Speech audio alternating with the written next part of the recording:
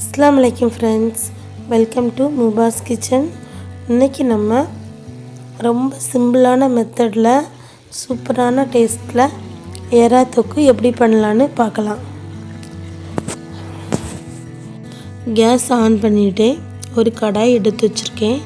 அதுல 2 table spoon நம்ம எண்ணெய் விட்டுக்கலாம்।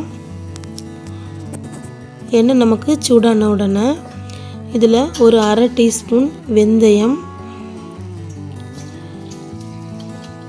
1 டீஸ்பூன் பெருஞ்சீரகம், கடுகு நான் போடலை, ஏன்னா நமக்கு கடுகு நல்ல ஹீட், அது எறாவும் நல்ல ஹீட்னால நம்ம வெந்தயமும் பெருஞ்சீரகமும் நமக்கு நல்லது। வெங்காயம் 200 கிராம் இருக்கும், நல்லா பொடிசாக கட் பண்ணது, கொஞ்சம் கருவேப்பிலை போட்டிருக்கேன்। இதில் 1 டீஸ்பூன் போல் இஞ்சி பூண்டு பேஸ்ட், நான் தனியாக பூண்டு சேர்க்குவேன், அதனால் இது கொஞ்சமாக சேர்த்துருக்கேன்। நமக்கு அந்த எறாலாம் பண்ணும்போது கொஞ்சம் எக்ஸ்ட்ரா பூண்டு சேர்த்தோன்னா நமக்கு ரொம்ப நல்லது, உங்களுக்கு அந்த வயிறு வலி பிரச்சனைலாம் இருக்காது। இப்போ இது நமக்கு நல்லா வதங்கணும், மீடியம் ஃப்ளேமில் வச்சுட்டு கொஞ்சம் மூடி வச்சுக்கலாம்।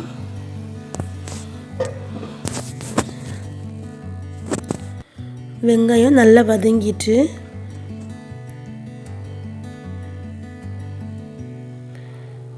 இந்த மாதிரி நமக்கு வதங்கி இருக்கணும்। இப்போ இதில் எறா நல்லா க்ளீன் பண்ணி எடுத்திருக்கேன், மஞ்சள் உப்பு எல்லாம் போட்டு நல்லா க்ளீன் பண்ணி எடுத்திருக்கேன்। இதுக்கு கூட 1 டீஸ்பூன் உப்பு, ஒரு 1/4 டீஸ்பூன் மஞ்சத்தூள், இதை நம்ம நல்லா மிக்ஸ் பண்ணி நமக்கு அந்த இஞ்சி பூண்டு ஸ்மெல், உப்பு எல்லாம் நமக்கு அந்த எறால பிடிக்கணும்। அதனால் ஒரு நிமிஷம் நம்ம இதை அப்படியே பிரட்டிட்டு நம்ம ஒரு நிமிஷம் மூடி வைக்கலாம்। உங்களுக்கு அப்போ தான் அந்த எறா ஸ்மெல்லெல்லாம் போய் நமக்கு அந்த இஞ்சி பூண்டு ஸ்மெல் எல்லாமே நமக்கு அந்த எறால இறங்கும்। ரொம்ப நேரம் நம்ம எறாவை வேகவும் விடக்கூடாது।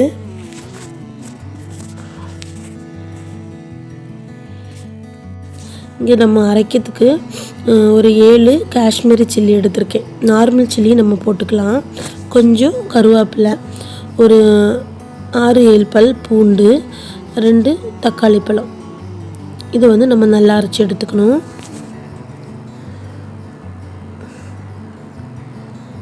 இந்த மாதிரி தான் நான் எடுத்திருக்கேன்।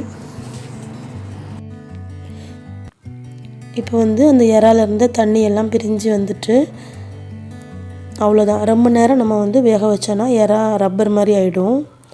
இதில் 1 டீஸ்பூன் சில்லி பொடியும், தனி மிளகாய் தூள், அப்புறம் தனியா பொடி 1 டீஸ்பூன், பெருஞ்சீரக பொடி 1 டீஸ்பூன், 1/2 டீஸ்பூன் சீரகப்பொடி, அப்புறம் நம்ம அரைச்ச பேஸ்ட்டு, இது எல்லாம் நல்லா மிக்ஸ் பண்ணி விட்டுடலாம்। இதோட பச்சை ஸ்மெல் நமக்கு போகணும், அதோட நமக்கு எறாவும் கரெக்டாக வெந்துடும், அதோட நம்ம ஆஃப் பண்ணிடலாம்।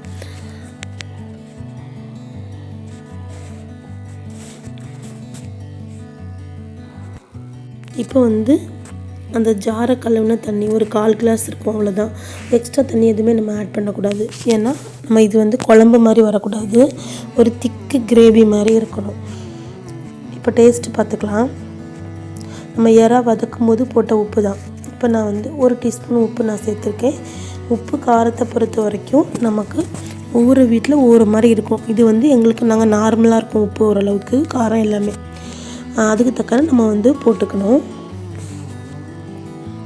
அவ்வளோதான்।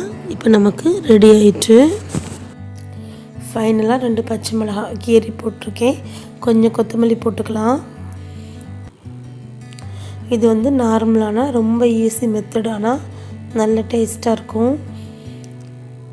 இதுக்கு கூட நான் ஒரு சின்ன பீஸ் லெமன் ஜூஸ் சேர்த்துருக்கேன், உங்களுக்கு வேணும்னா நீங்கள் சேர்த்துக்கோங்க, இல்லைன்னா நம்ம ஸ்கிப் பண்ணிக்கலாம்।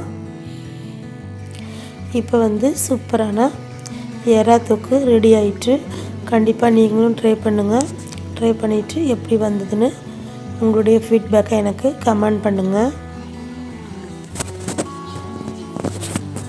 இந்த வீடியோ பிடிச்சிருக்கும்னு நினைக்கிறேன், பிடிச்சிருந்ததுன்னா லைக் பண்ணுங்கள், நம்ம சேனல் முபா's கிச்சனை சப்ஸ்கிரைப் பண்ணுங்கள்। இன்ஷா அல்லாஹ் வேறு ஒரு ரெசிபியோட பார்க்கலாம்। அஸ்ஸலாமு அலைக்கும்।